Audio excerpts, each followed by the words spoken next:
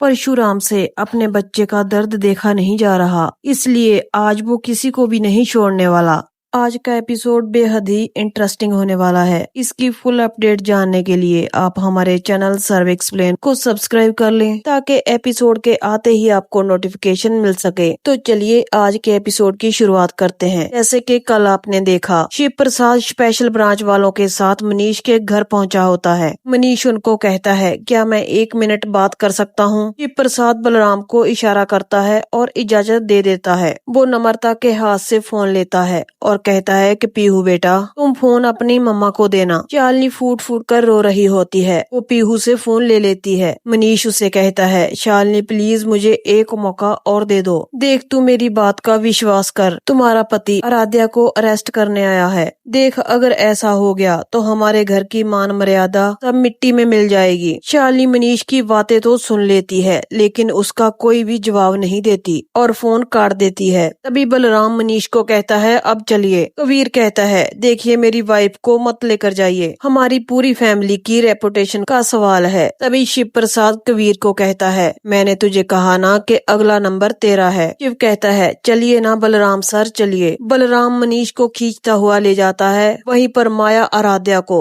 तभी कबीर कुलकर्णी को फोन लगाने लगता है, मगर कुलकर्णी उसका फोन नहीं उठाता। नम्रता कहती है, क्या हुआ? कबीर कहता है कि पापा फोन नहीं उठा रहे। नम्रता कहती है कि मैं शालिनी को नहीं छोड़ूंगी। वो भूमिका और प्राची से कहती है कि मेरे साथ हॉस्पिटल चलो। भूमिका कहती है, अब क्या करने वाली हैं आप? नम्रता कहती है, कुछ नहीं, अपनी बेटी और पति को बचाना पड़ेगा। इस खानदान की बहू हूँ मैं, इज्जत का सवाल है। नम्रता उन्हें चलने के लिए कहती है। वहीं पर स्पेशल ब्रांच वाले मनीष और आराध्या को लेकर पहुंच जाते हैं। आराध्या कहती है, आप मेरे साथ ऐसा नहीं कर सकते, मैं कोई क्रिमिनल नहीं हूँ। मनीष माया से कहता है, देखिए मैडम, आपने अगर मुझे रोकना है तो दिन भर रोक लीजिए, मुझे कोई प्रॉब्लम नहीं है, लेकिन मेरी बेटी को छोड़ दीजिए, इसे जाने दीजिए। मनीष शिव प्रसाद से कहता है, दामाद जी मैं आपके सामने हाथ जोड़ता हूँ, आराध्या को छोड़ दीजिए। शिव प्रसाद कहता है कि आराध्या को छोड़ दूंगा मैं, बस आप इतना बता दीजिए कि गाड़ी लेकर कौन गया था। मनीष दीक्षित, मैं आपसे प्रॉमिस करता हूँ, आप खुद एक पिता हैं और मैं भी एक पिता हूँ, और मेरा छोटा सा बच्चा खून से लथपथ है, नहीं सह पाएगा वो। डॉक्टर ने बोल दिया है कि उसके पास 72 घंटे हैं और इन 72 घंटों में मैं पल पल मरता जाऊंगा। बाप होकर मैं अपने बेटे को सुरक्षा नहीं दे पाया। शिव प्रसाद अपने गुस्से पर कंट्रोल नहीं कर पाता। वो मनीष दीक्षित का गिरेबान पकड़ लेता है और कहता है कि तुमने ऐसा क्यों किया? मनीष कहता है कि स्पेशल ब्रांच के ऑफिसर के सामने तुम मेरा गिरेबान पकड़ रहे हो, तुम्हारी इतनी हिम्मत हो क्या रहा है? जी 2 कौड़ी का कमीशन एजेंट मेरा गिरेबान पकड़ रहा है और वो भी आप लोगों के सामने। ऐसा करना गैर कानूनी है, ये मुझे हाथ नहीं लगा सकता, मुझे अभी के अभी लॉयर चाहिए। सौरभ कहता है कि तुम्हें लॉयर भी मिलेगा और सवालों के जवाब भी मिलेंगे। बलराम कहता है, पहले ये बताइए गाड़ी ड्राइव कौन कर रहा था? माया कहती है, अगर आप नहीं बताएंगे तो हम आराध्या मैडम को आज ही कोर्ट में प्रोड्यूस कर देंगे और उन्हें रिमांड पर ले लेंगे। आराध्या कहती है, जे आप क्या बोल रहे हो? मैं दीक्षित खानदान की बेटी हूँ, आप ऐसा नहीं कर सकते। बलराम कहता है, ये बात अपने बाप से पूछिए। वो अपना फोन निकालता है और मनीष को कहता है, ये लीजिए फोन, जिसे करना है करिए। बलराम का गुस्सा भी 7वें आसमान तक पहुंच जाता है और वो मनीष को कहता है कि कॉल कर। मजबूर होकर मनीष को फोन करना पड़ता है। वो अपने आदमी को फोन करता है और कहता है कि मैं तुझे नंबर भेज रहा हूँ, पता कर ये गाड़ी कौन लेकर गया था। फोन स्पीकर पर होता है, सब लोग इसकी बात सुन रहे होते हैं। आगे वाला बंदा कहता है, सर वो तो आपने ही बोला था शीतल मैम को देने के लिए। जी सुनते ही स्पेशल ब्रांच और शिव प्रसाद के होश उड़ जाते हैं। शिव प्रसाद अपने गुस्से पर कंट्रोल नहीं कर पाता। वो अपना रिवॉल्वर निकालता है और मनीष की कनपट्टी पर तान लेता है। शिव प्रसाद का ये रूप देखकर मनीष के होश उड़ जाते हैं। वो सोचने पर मजबूर हो जाता है कि आखिर ये है कौन। सिर्फ मनीष ही नहीं, सब लोग डर जाते हैं कि आज कहीं परशुराम मनीष को शूट ना कर दे। बलराम शिव प्रसाद को शांत करता है। वो कहता है, बॉस कंट्रोल करो। मनीष शिव प्रसाद से कहता है, ये तुम्हें बॉस क्यों बोल रहे हैं? शिव प्रसाद उसे कहता है, बस अब यहीं चुप हो जाओ। शिव प्रसाद बलराम से कहता है, इस पर नजर रखो, ये कहीं भी न जा पाए। बलराम कहता है, क्या इसे कोर्ट में प्रोड्यूस करें? लेकिन शिव प्रसाद कहता है, नहीं, यहीं पर रहेगा ये। आराध्या कहती है, जी हो क्या रहा है, आप उन्हें क्यों ऑर्डर दे रहे हो। शिव प्रसाद का गुस्सा उस पर भी फूट जाता है। वो कहता है कि चुपचाप बैठी रहे। तो वहीं पर हम शीतल को देखते हैं। वो अभी भी बेहद घबराई हुई होती है। वो उस वक्त को याद करती है जब चिंटू को उसके हाथों से गोली लग गई थी। तभी शीतल को शिव प्रसाद का फोन आ जाता है। शीतल कहती है, मैं जानती थी तुम्हारा फोन आएगा। शिव कहता है कि सही सोचा तुमने। वो कहता है, मेरे छोटे से बच्चे को गोली लगी है। वो खून से लथपथ हुआ था, दर्द में छटपटा रहा था। मेरा बच्चा 6 फीट की दूरी पर था, मेरी आंखों के सामने था, लेकिन फिर भी मैं कुछ नहीं कर पाया। गोली तुमने चलाई थी ना शीतल, तुमने क्यों किया ऐसा। शिव प्रसाद चीख चीख कर कहता है कि मैं तुम्हें गोलियों से छलनी कर दूंगा। बच्चे ने क्या बिगाड़ा था तेरा। बी शीतल कहती है, मेरी बात तो सुनो, मैं बच्चे को नहीं मारना चाहती थी, मैं तो शालिनी को मारने गई थी। तभी शिव प्रसाद कहता है, तुमने यही तो गलती कर दी। बच्चा मेरा दिल है और शालिनी मेरी धड़कन। शीतल अब तो तू गई, 24 घंटे कम पड़ जाएंगे मुंबई में तेरे लिए। तुझे मैं गोलियों से छलनी कर दूंगा। शीतल कहती है, तुमने मुझे धोखा दिया है, गद्दारी की है तुमने मेरे साथ, तेरे प्यार का अपमान किया है तुमने। अब मैं तुम्हारी तबाही देखना चाहती हूँ और बच्चों को यतीम खाने भेज देंगे, ये याद रखना। शिव प्रसाद उसे चला चला कर कहता है, तुम्हें पता है ना मैं कौन हूँ। शीतल कहती है, हाँ मैं जानती हूँ तू कौन है, Parashuram special officer, crime branch Mumbai. Shiv Prasad कहता है कि अभी तक तुमने सिर्फ मेरा नाम सुना है, अब काम देखेगी। ये कहकर शिव प्रसाद फोन काट देता है। वहीं पर मनीष कहता है, शिव प्रसाद देशमुख तुम मुझे बहुत ही अजीब लग रहे हो। शिव प्रसाद कहता है, अगले 24 घंटे तक शीतल के अंदर 24 गोलियां भून दूंगा मैं। वो मनीष की तरफ रिवॉल्वर करता है और कहता है कि उसके बाद तुम्हारी बारी। उसके बाद आराध्या की, फिर कुलकर्णी की और फिर कबीर कुलकर्णी की। वो मनीष को फिर से गिरेबान से पकड़ता है और कहता है कि याद रखना, इंसान खुद के लिए तो सहन करता रहता है, लेकिन जब बात बच्चों पर आती है तब वो सहन नहीं कर पाता। वहीं पर हम शालिनी और पीहू को देखते हैं। उनके पास डॉक्टर आते हैं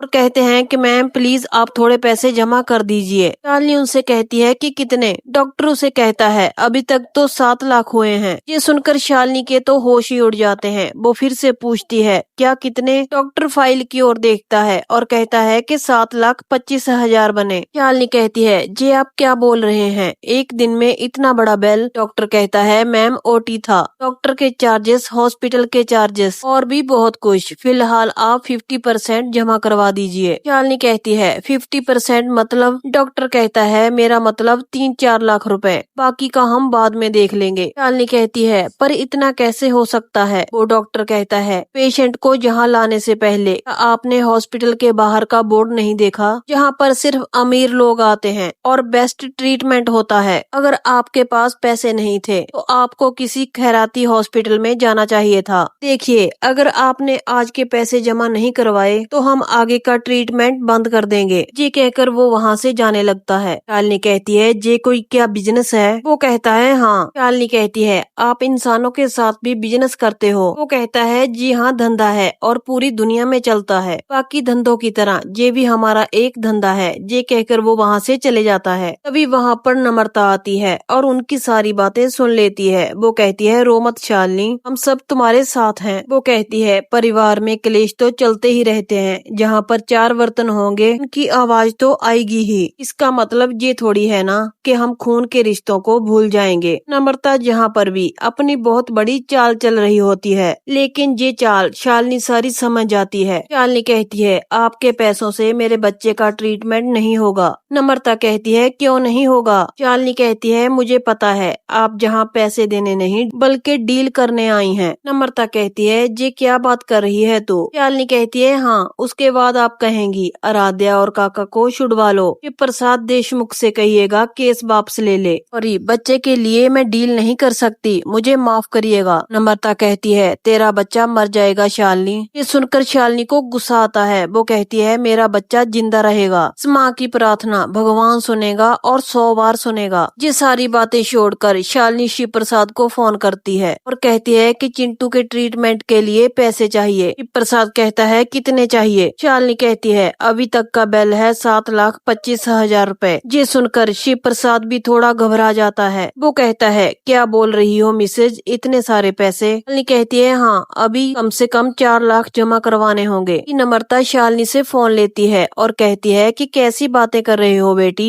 शिव प्रसाद से कहती है दामाद जी पैसे जमा हम करवा देंगे, आप किसी भी बात की चिंता मत कीजिए। देखिए आप मेरे पति और बेटी को छुड़वा कर घर लेकर आइए, मैं जहाँ पर सब इंतजाम कर लूंगी, बंदोबस्त कर लूंगी पैसों का। से भी अच्छे हॉस्पिटल में जाकर चिंटू का इलाज करवाएंगे हम। 7 लाख तो क्या 7 करोड़ दे देंगे हम। तभी शिव प्रसाद कहता है एक मेरी बात सुनिए, हम किसी से भीख नहीं लेते। नम्रता कहती है कि पैसे कहाँ से आएंगे फिर, उससे ना सही किसी से तो भीख लेंगे ना। ये सुनकर शिव प्रसाद को गुस्सा आता है। वो कहता है ये सब सोचने की आपको कोई जरूरत नहीं है, और मेरी एक बात गांठ बांध लो दिमाग में, मनीष दीक्षित और आराध्या को नहीं छोड़ूंगा। तो आप ये फालतू की बातें मेरे साथ मत कीजिए, आपके साथ मेरी नफरत और बढ़ जाएगी। आप शालिनी को फोन दीजिए। भूमिका कहती है माँ छोड़िए ना, आप शालिनी को फोन दीजिए और उसको बात करने दीजिए। शालिनी नम्रता से फोन छीन लेती है। शिव प्रसाद कहता है मिसेज तुम सुनो, मैं पैसों का इंतजाम कर लूंगा, तुम टेंशन मत लो, तुम इनके सामने हाथ मत फैलाना। शालिनी कहती है मैंने इनसे बोल दिया है कि हम बच्चों के लिए डील नहीं करते। प्रसाद कहता है ठीक है, और उसके बाद फोन काट देता है। वहीं पर शालिनी के पास नर्स आती है। वो कहती है अभी तक पैसे जमा नहीं हुए। शालिनी उसको गुस्से से कहती है मुझे पता है हम जमा कर देंगे। नर्स कहती है आज के आज ही जमा कर दो, वरना आपको पता ही है। ये कहकर वो वहाँ से चले जाती है। नम्रता अपनी कोशिश नहीं छोड़ती। वो फिर से शालिनी को कहती है मैं बैठी हूँ ना, अगर पैसों का जुगाड़ नहीं हुआ तो मैं दे दूंगी पैसे। साथ ही नम्रता असली बात पर आ जाती है, उसके दिल की बात मुंह पर आ जाती है। वो कहती है एक डील है, मेरे पति और मेरी बेटी को छोड़ना होगा। शालिनी कहती है मैं आपसे पैसे नहीं लूंगी। भूमिका कहती है शालिनी ये सब छोड़, मैं तुम्हारी कुछ मदद करूँ क्या। शालिनी कहती है मुझे कोई भी हेल्प नहीं चाहिए, ऊपर वाला है ना, उस पर पूरा भरोसा है। सावन का महीना चल रहा है, ये है ना वो कुछ ना कुछ जरूर करेंगे। हम पैसों का इंतजाम पक्का कर लेंगे, चाहे जैसे भी हो। हम गरीब हैं मगर हमारा आत्म सम्मान जरूर है। शालिनी पीहू को साथ लेती है और वहाँ से चले जाती है। प्राची नम्रता से कहती है ये तो निकल गई। नम्रता कहती है कोई बात नहीं, इसे वापस तो आना ही होगा। वहाँ से आएंगे 7 लाख रुपए। इस दुनिया में सब कुछ डील होता है, एक हाथ लो और दूसरे हाथ दो।